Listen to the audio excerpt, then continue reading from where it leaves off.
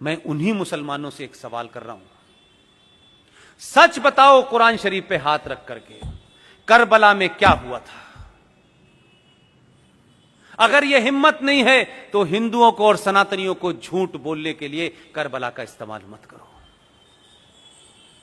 Karbala में तुमने मोहम्मद साहब के खानदान, उनके नवासों के नवासे, उनकी हत्याएं करके उनकी गर्दनों को नेजों के ऊपर, नेजों कहते हैं बड़े बड़े त्रिशूलों के ऊपर लेकर के शाम की गलियों में उनकी औरतों को बेराबरू होके घुमाया था। तुमने ये किया था। तुम किसको बताना चाहते हो?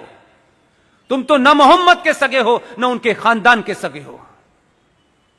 तुमने तो उनके दामाद को नमाज पढ़ते हुए उनका कत्ल किया। तुमने तो मोहम्मद की बेटी के घर में आग लगाई और जलते दरवाजे में उन्हें मार के दफन कर दिया। तुमने उनके नवासों की गर्दनें काटी। तुम कहते हो कि करबला हमें याद है। तुम करबला के बारे में झूठ बोल रहे हो। आज ये ताकतें कौन हैं? ये वही ताकतें हैं जिन्होंने मोहम्मद के खानदान को मारा। इसलिए अबू बकर से लेकर के अल बगदादी तक एक ही सोच है, जो मोहम्मद के नहीं हुए वो हिंदुस्तान के कैसे हो सकते हैं? जो उनके नवासों के नहीं हुए उसके कैसे हो सकते हैं? हमको सिखा रहे हो। हमने तो और हमारे डीएनए में तो राजा दाहिर सेन का इतिहास नहीं पढ़ा है तुमने, और मक्कार इस देश के इतिहासकारों ने पढ़ाया नहीं है, और हमें यह जिज्ञासा नहीं है कि हमारे पूर्वज कौन थे।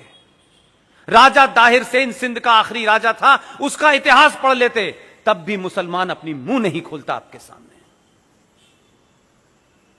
मोहम्मद साहब के परिवार में नवासों के नवासे जो भी रह गए थे,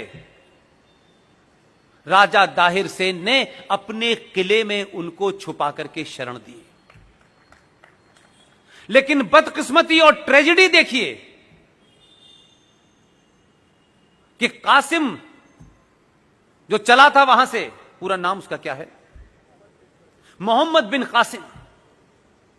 जो मोहम्मद बिन कासिम आया, उसने खानदान के खानदान मारे, मोहम्मद साहब के खानदान को मारा। राजा दाहिर उनके खानदान को बचाते बचाते लड़ते लड़ते शहीद हो गया, लेकिन मोहम्मद के बच्चों पे उसने आंच नहीं आने दी। उस मोहम्मद बिन कासिम ने मोहम्मद के खानदान को मारा। पाकिस्तान का आज हीरो मोहम्मद बिन कासिम है। कहां के मुसलमानों हो और किस जगह के मुसलमानों हो, हमारे मुसलमान होने पे मुझे शक है। और मेरा शक इसलिए है, जो मुसलमान हैं पूरी दुनिया में, जो कुरान को मानते हैं, जो शरिया को मानते हैं, जो हदीस को मानते हैं, वो मुसलमान होने का पाखंड नहीं करते।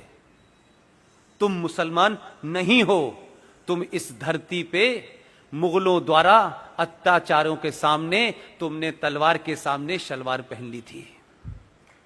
तुम कन्वर्टेड हो, इसलिए तुम मोहम्मद के बारे में नहीं जानते। लेकिन हिंदुस्तान में पॉलिटिकली मुसलमान होना एक फायदे का सौदा है। सत्ताएं डरती हैं, लोग डरते हैं, समाज डरते हैं, नाजायज मांगों को लोग मान लेते हैं। इसलिए तुम असली मुसलमान नहीं हो, तुम कन्वर्टेड मुसलमान हो।